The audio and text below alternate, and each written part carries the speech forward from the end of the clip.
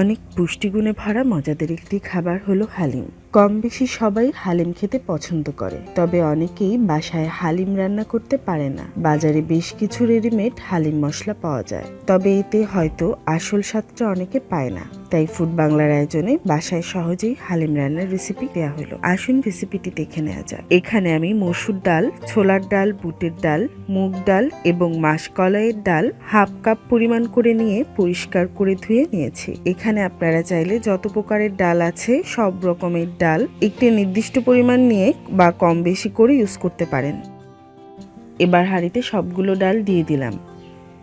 এবার ডাল সিদ্ধ করার জন্য প্রায় 4 কাপ পরিমাণ পানি দিয়ে দিলাম। এবার স্বাদ মতো লবণ দিয়ে দিলাম। এবার হাফ কাপ পরিমাণ পোলার চাউল পরিষ্কার করে ধুয়ে রেখেছিলাম, সে চাউলগুলো দিয়ে দিলাম। এবার মিডিয়াম হিটে ভালোভাবে সিদ্ধ হওয়ার জন্য ঢেকে দিলাম।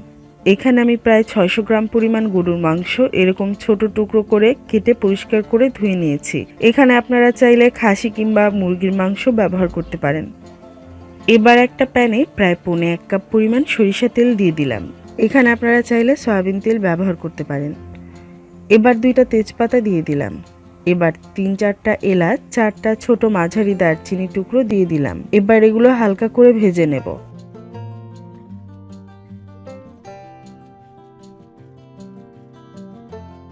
এবার প্রায় 1 কাপ পরিমাণ পেঁয়াজ কুচি দিয়ে দিলাম। এবার নেড়ে চেড়ে ভেজে নিচ্ছি।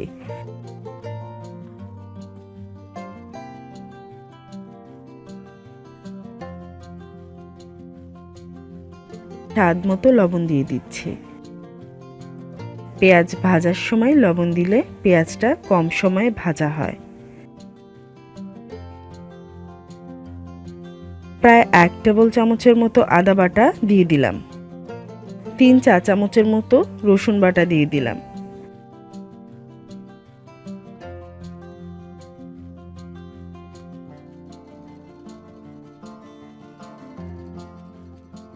এবার 1 চা চামচের মতো হলুদ গুঁড়ো দিয়ে দিলাম। 1 টেবিল চামচের মতো ধনিয়া গুঁড়ো দিয়ে দিলাম। 1 চা চামচের মতো জিরা গুঁড়ো দিয়ে দিলাম। এখানে আপনারা জিরা বাটা, ধনিয়া বাটাটাও ইউজ করতে পারেন। হাফ কাপের মতো পানি দিয়ে দিলাম।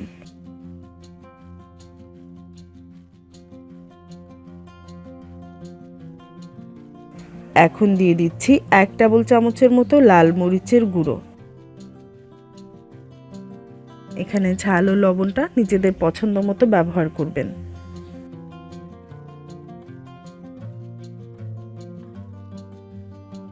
এবার ছোট টুকরো করে কেটে রাখা মাংস দিয়ে দিলাম।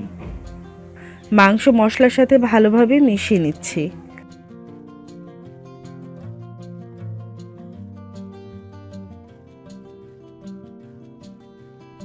প্রায় 1.5 কাপ পরিমাণ পানি দিয়ে দিলাম।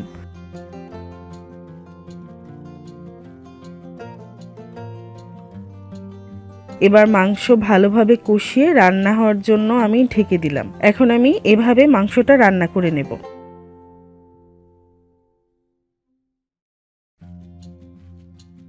গরুর মাংস আমি ভালোভাবে সেদ্ধ করে রান্না করে নিয়েছি। এদিকে ডাল খুব ভালোভাবে সেদ্ধ হয়ে গেছে।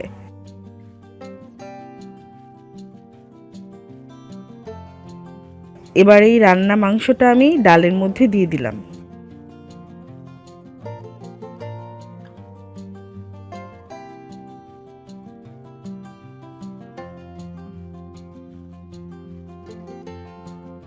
এবার এরকম একটা ডাল ঘুটনি দিয়ে মাংস ডালের সাথে ভালোভাবে মিশিয়ে নিচ্ছি। আর ডাল যতটা সম্ভব ডাল ঘুটনি দিয়ে ঘুটে ভালোভাবে মিশিয়ে নিতে হবে।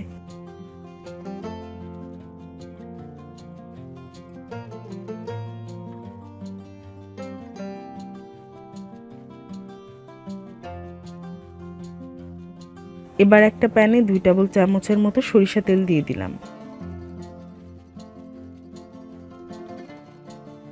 তেল গরম হলে 2 চা চামচ পরিমাণ রসুন কুচি দিয়ে দিচ্ছি।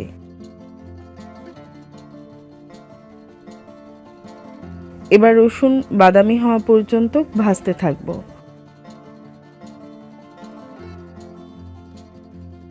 রসুন বাদামি হয়ে গেছে।